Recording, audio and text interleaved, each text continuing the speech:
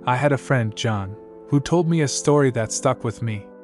It was one of those stories that gets under your skin, not because it's filled with extraordinary events, but because of the rawness of the emotion behind it. And today, I want to share his story with you. John had this girl in his life. She was his best friend, though, in the beginning, he never really wanted to call her that. They talked all the time, shared everything. She was kind and sweet, the type of person who was always expressing affection, but she'd remind him often that she wasn't ready for a relationship. Even though they'd flirt, cuddle in bed, almost like they were together, John kept telling himself they weren't. But underneath that, there was this tension, like something was waiting to happen. They talked every day, and John, he was just waiting for the right moment to confess how he really felt. But the more time passed, the more nervous he got. Every time he thought about saying something, his heart would race. Then one day, a mutual friend pushed him to just tell her, to get it out there. So he built up the courage, prepared to be vulnerable, and when the moment came, she picked up on his feelings before he could even get the words out. She started teasing, blowing his cover, and John panicked.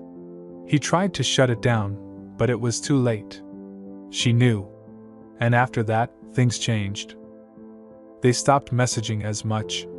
The silence between them became this heavy, unspoken thing. Until one day, she called John upset. He rushed over with his best male friend to help calm her down. She hugged him tight when he got there, and there was this weight in the air between them, this unspoken moment of, "What now?" John stayed there for her, but a part of him knew there was more he wanted to say but couldn't. As time went on, John noticed things were shifting. His best friend started hanging out with her more. They'd laugh, flirt, like something was brewing between them. And John? He felt like he was losing her.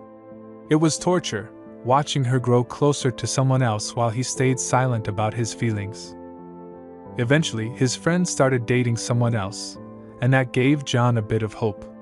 His friend even encouraged him to reach out to her. So they all went on this double date to his friend's house. John remembered sitting there while his friend cuddled up with his date, and the tension between him and the girl was suffocating. He could feel that she was waiting for him to say something, but he just couldn't bring himself to do it. Then, a few days later, John woke up to a message that knocked the wind out of him. His best friend and the girl he was in love with were now dating. It felt like the ground had shifted beneath him, leaving him in a pit of despair. For 2 months he spiraled, feeling lonely, paranoid, drowning in sadness. And it only got worse when he found out that his best friend was cheating on her. That revelation lit a fire of rage inside John. One night, while he was out drinking, he found himself at a gathering where both of them were present. The jealousy, the anger, it all boiled over. He pulled his best friend aside and confronted him. His heart was pounding, words tumbling out, saying she didn't deserve to be cheated on. The air was thick with tension as John spoke. He didn't remember much from that night, only the chaos that came afterward. People said he lightly hit his friend, but he was too lost in his emotions to even recall. A year later, the girl found out about the cheating on her own. By then, though, John had distanced himself from everything. Time passed, and eventually, after they broke up, John reached out to her again. They started hanging out, but this time, he wasn't interested in pursuing her.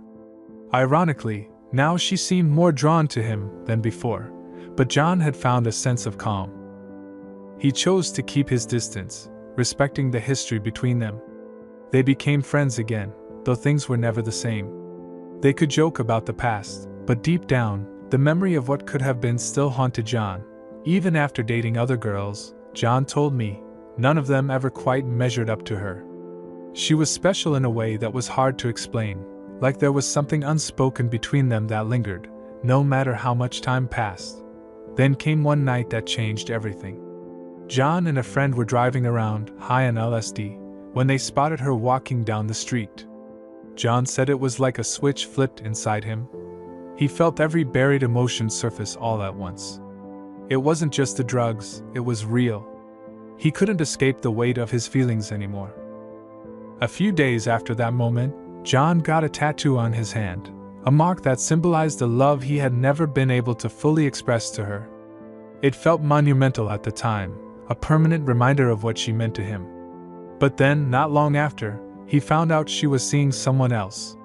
The tattoo became this painful symbol of everything that never happened between them. In a moment of drunken recklessness, John burned the tattoo with a cigarette, the pain sharp and quick. He said it was like a strange release, like the act of burning it was his way of letting go. He thought of the Vikings, how they used burning as a rite of passage. He wasn't a Viking, but he had fought his own battles of the heart. Now, the scar on his hand tells that story, his story of love, of loss, and of the silence that hung between them for years. That's John's story. And it stayed with me because sometimes, the hardest battles we fight are the ones we never speak of, the feelings we keep locked away, the things we never say when we should.